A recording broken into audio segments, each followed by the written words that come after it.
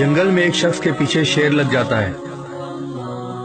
وہ جان بچانے کے لیے کنویں میں چھلانگ لگاتا ہے اور رسی سے لڑک جاتا ہے۔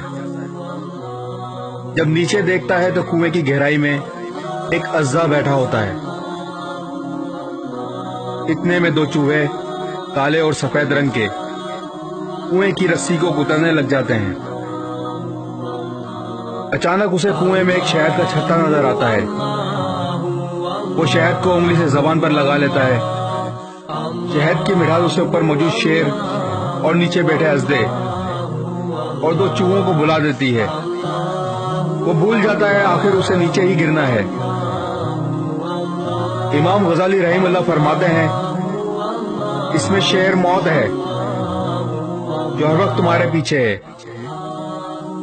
اژدھا قبر ہے جس میں تمہیں ہر حال میں جانا ہے، اور دو چوہے دن اور رات ہیں جو تمہاری زندگی کی رسی کو آہستہ آہستہ کتر رہے ہیں، اور شہد دنیا ہے جس کو تھوڑا سا چکھو تو وہ تمہیں موت، قبر اور آخرت سب بھلا دیتی ہے۔